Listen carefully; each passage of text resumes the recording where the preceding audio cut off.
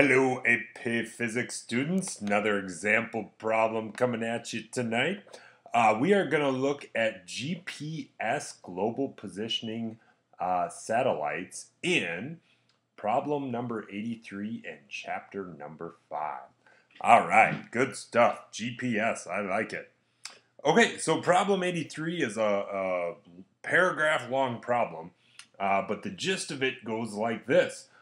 We have the Earth, and way up here we have a whole bunch of GPS satellites, all right? And they tell us that these GPS satellites are a distance of 11,000 nautical miles above the Earth's surface, all right? And so that's kind of what we know. And just from that information, the problem wants us to figure out, with our vast knowledge of physics, A, the speed of these satellites as they are in orbit, and B, the period of each of these guys' orbits. All right, doesn't seem like we have a whole lot of information to go off of here, but let's see what we can figure out. Okay, these GPS satellites are in orbit, and we're going to assume that orbit is circular, okay? So what would be a free body diagram of such an orbit? Well, the Earth's gravity would be pulling it towards the center of mass of the Earth, right? So that means it would be going in a circular path, and therefore there must be a centripetal force, right? And that centripetal force would be mv squared over r.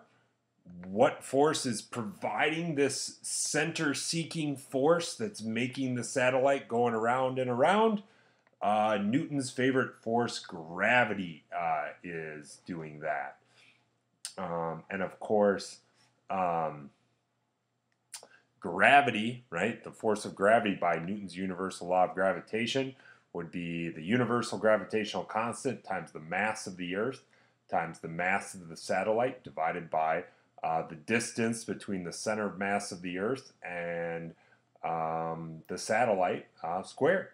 So I think we could use this equation to solve part A, the speed. Let's do a little algebra here. Notice the mass of the satellite itself cancels out, and one of these r's cancels out, right? So we would just get that the speed of this circular orbiting satellite is big G, mass of the Earth divided by its radius, square root, all right? All right, well, simple enough. Let's figure out what r is. Keep in mind that this would be r here, right? And that would be larger than the radius of the Earth, right? So we could say that r is equal to the radius of the Earth plus 11,000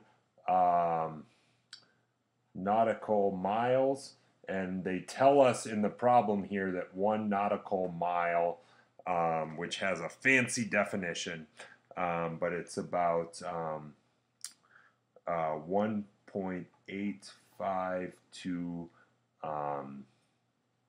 kilometers, okay? And of course we could look up in the front of our book that the radius of the Earth is actually 6,380 kilometers, right?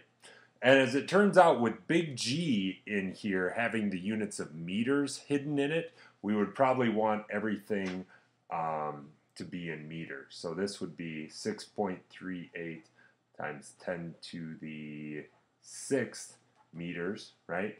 And as it turns out, if we add everything up here, this plus multiply this out, we get that r is 2.68 times 10 to the 7th meters, right?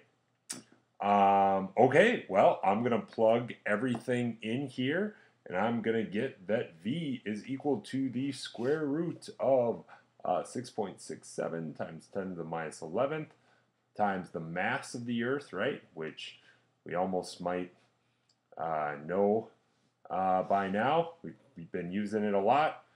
Divided by 2.68 times 10 to the 7th.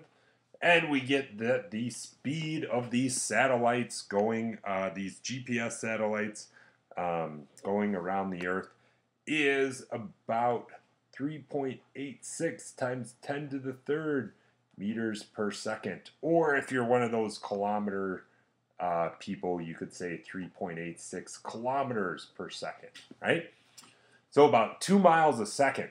Whew, that's a fast moving satellite. Whew, okay.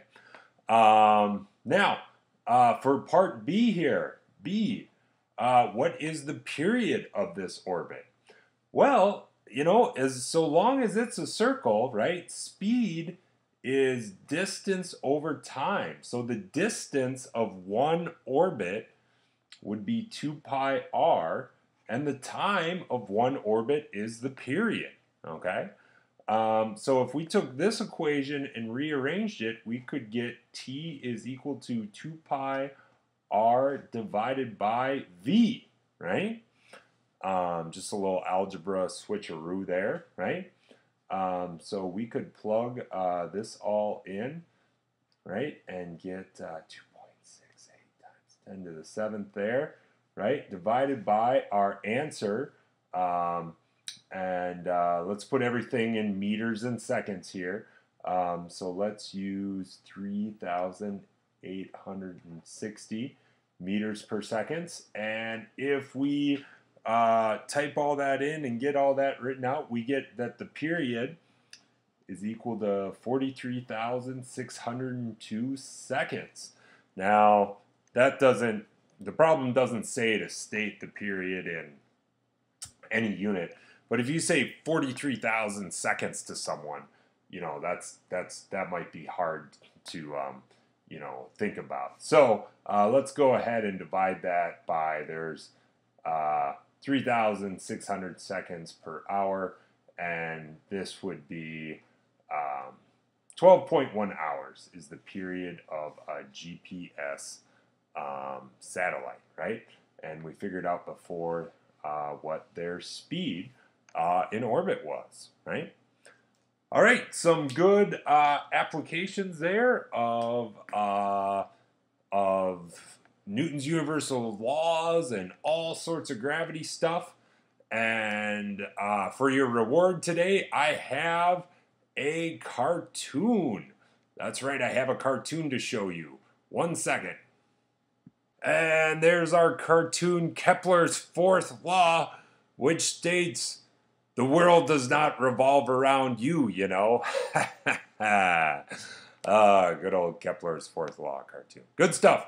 All right, nice work, AP Physics students. We'll see you tomorrow.